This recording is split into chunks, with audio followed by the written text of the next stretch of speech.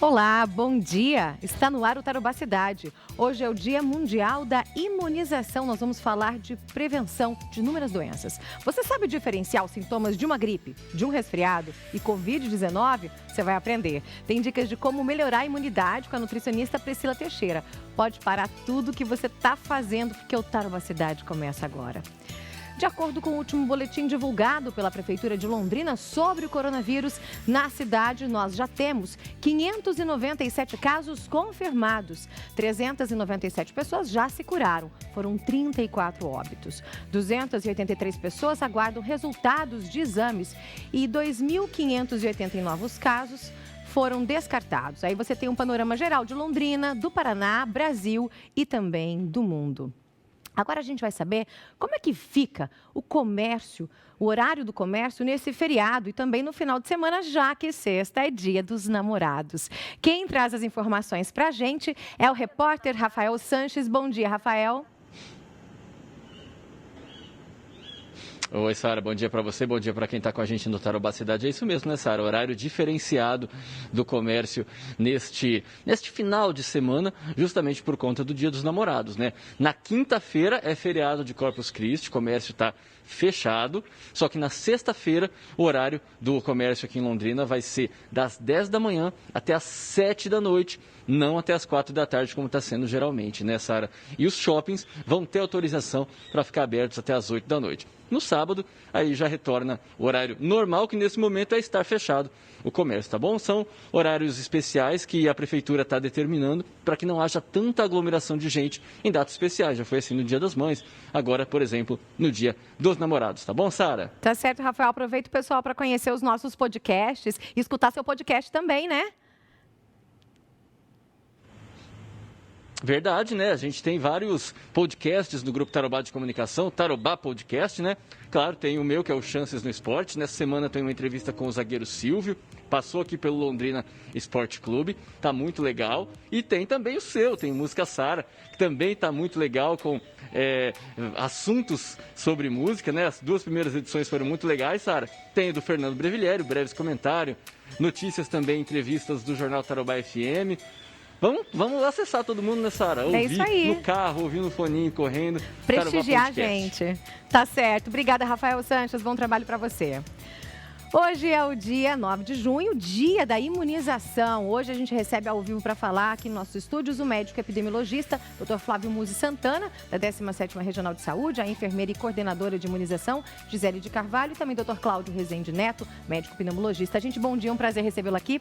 Hoje, na verdade, essa data é mundial, mas, na verdade, cada país tem seu calendário de vacinação. Bom dia, Dr. Flávio. Bom dia, é um prazer poder estar aqui com vocês. Bom dia a todos os telespectadores. Assim, realmente, o calendário, ele depende de uma organização interna de cada país. Inclusive, o Brasil, em relação à imunização, é uma referência internacional no assunto.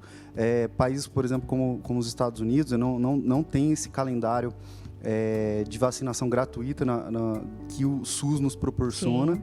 Então, assim, o avanço que a imunização trouxe em termos de qualidade de vida e de proporcionar um envelhecimento populacional com qualidade, né? Sem falar na primeira infância, é inalcançável por qualquer outra medida de saúde pública. Então, a imunização, apesar de todas as discussões que desde o início, desde o surgimento das primeiras ideias em relação à imunização, sempre teve um embate, a imunização é, sem dúvida, a responsável, por exemplo, pela erradicação de uma das doenças mais terríveis que já tiveram aqui na face da Terra. A gente pode falar assim porque a varíola foi erradicada e, na verdade, ela causava, inclusive, além de muito sofrimento, inclusive sequelas. As pústulas que a varíola formava, deformava, inclusive, o rosto e membros das pessoas. Então, ela foi responsável... a imunização foi responsável por erradicar essa doença e a gente quase chegou a erradicar outras doenças. O sarampo, por exemplo, mas esse embate continua e esse esforço ele tem que permanecer para a gente conseguir vencer esse ponto. Eu não sei se posso falar um pouquinho do histórico de como nasceu a vacina. Uma das maiores referências na imunologia é um britânico, ele era um médico da zona rural, no século XVIII, e ele percebeu que as pessoas que trabalhavam ordenhando vacas, e na verdade na época eram principalmente mulheres, elas não adoeciam pela varíola. E aí ele teve a ideia intuitiva, empírica, de pegar lesões parecidas. Ele teve muita sorte nisso, as lesões da varíola bovina, e inocular em pessoas. E isso acabou dando certo, porque existe uma imunidade cruzada da varíola, do gênero da varíola bovina com o ser humano. E isso acabou sendo, naquela época, o nome dele é Edward Jenner. Ele acabou sendo a grande referência na imunologia, e foi a primeira vacina que se tem notícia. Apesar de não se conhecer na época o que era um micro-organismo, que eram vírus, bactérias, ele intuitivamente, empiricamente, e por incrível que pareça, ele foi criticado na época e até banalizado, porque não conseguia entender o fenômeno, mas ele acontecia.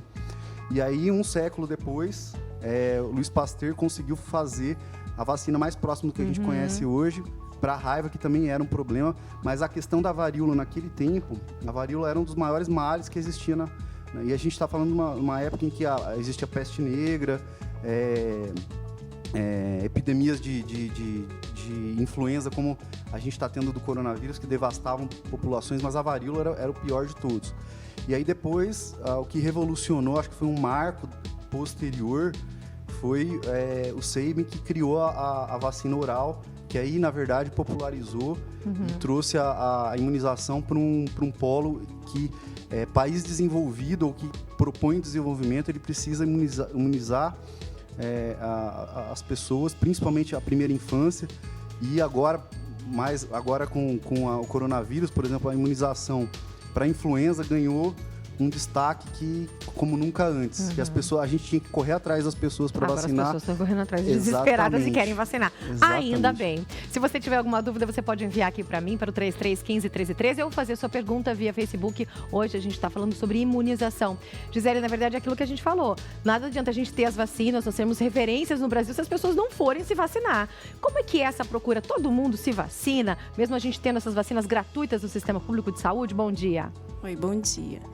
Realmente ainda é um pouco difícil a adesão da população em relação à vacina. Hoje em dia corre na televisão e na internet muita fake news, né, que acaba assustando um pouquinho o pessoal e acaba essa pessoa escuta coisas que não são verdades e acaba não aderindo à vacinação. A cobertura aqui na nossa regional está perto do desejável, mas ainda não é 100%, alcançamos. Né? Não é 100%. Nunca alcançou 100%? Não, é difícil alcançar alguma vacina. Agora, na campanha de influenza, a gente conseguiu alcançar idosos 100% e trabalhador de saúde, que foram na primeira fase de vacinação. A segunda fase, a terceira fase, a gente está a caminho. Esse ano a adesão para a vacina de influenza foi bem melhor do que dos anos anteriores, mas ainda falta o pessoal ir ao posto de saúde e fazer a vacinação ainda. A gente tem todas as vacinas necessárias no sistema público? Temos. Algumas vacinas, a gente, por problemas do laboratório produtor, problemas de entrega do próprio Ministério da Saúde, acaba atrasando. A gente teve, no ano passado, faltou por um período, mas não muito longo, de pentavalente, por exemplo. Mas agora a gente já está normalizando a vacinação, as crianças já estão sendo chamadas para fazer a dose que estava faltando. Então já está normalizando, mas todas as vacinas são disponíveis pelo Ministério da Saúde, as vacinas do Programa Nacional de Imunização. Tá certo. Tem algumas outras vacinas que é só da instituição privada, e aí quem pode pagar pela vacina que faz essa vacina, né? Tá certo. A gente recebe aqui também o Dr. Cláudio Rezende, que é o nosso grande parceiro aqui do Tarobaccidade. Dr. Cláudio Rezende, prazer recebê-lo aqui. Prazer é Daqui a pouquinho a gente vai falar sobre essa questão da diferença, né? O que é o Covid-19, o que é uma gripe, o que é um resfriado. A gente vai falar sobre isso. Mas a vacinação é importante nesse momento, sim. Sim, com certeza. A gente tem que lembrar que a gente tem vacina para gripe, né? E gripe é uma doença diferente. Gripe é do vírus influenza. É diferente do vírus do coronavírus.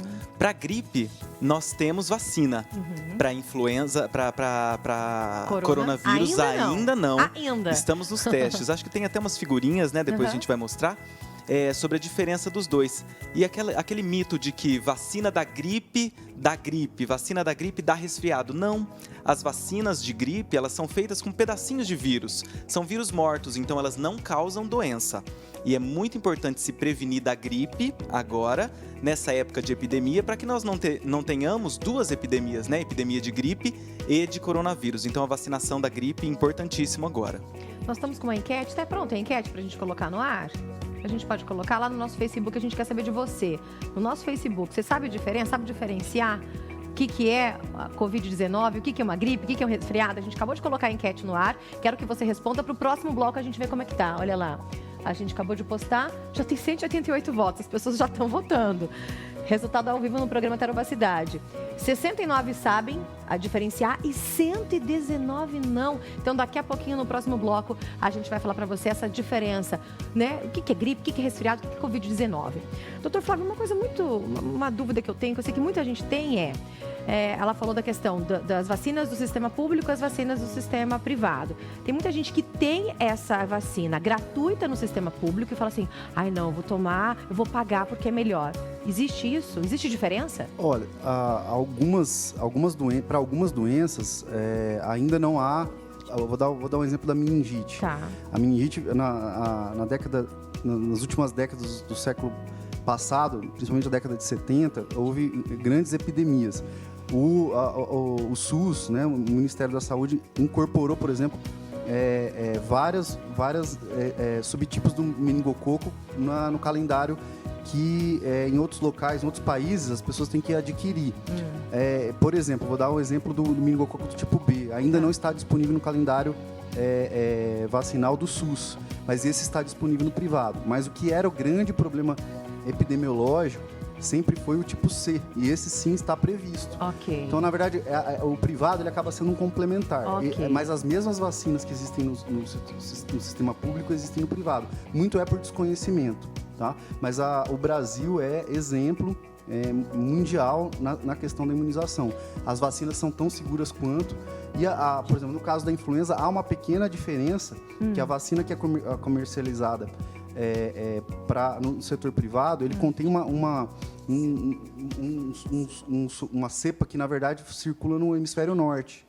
E aí, aqui para nós, ele acaba sendo complementar. O Ministério da Saúde tem uma rede sentinela que monitora os tipos de influenza que circulam aqui no Brasil, para chegar à vacina brasileira, que é a trivalente que a gente tem disponível no posto. E aí tem a tetravalente, que é disponível na rede privada, que aí vai ter uma cepa, na verdade, que também é comercializada no mesmo laboratório no hemisfério norte. Entendi. Mas para quem fica só, que não viaja para fora, na verdade a cobertura do Brasil, do sistema público, tá ótimo. Sim.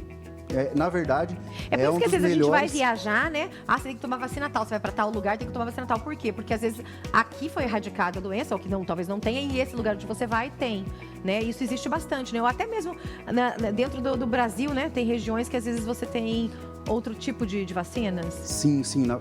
Vou dar o exemplo, por exemplo, da febre amarela. A febre amarela, ela era endêmica em algumas áreas. Hoje, na verdade, já não se considera. Toda área tem recomendação de vacinação, porque houve casos e a doença está se mobilizando. A gente já teve casos em macacos, que a gente faz um monitoramento muito próximo aqui na regional de Vaiporã. Quando eu fui para o continente africano, eu tive que me vacinar. Você vai para lá, tem que vacinar, senão você nem entra no país. Exatamente. É assim, o Brasil, por ter ou não volta para cá, né? dimensões continentais, a gente tem doenças das mais diversas, mas a gente tem, e eu vou explicar para você, também existe um cálculo simples.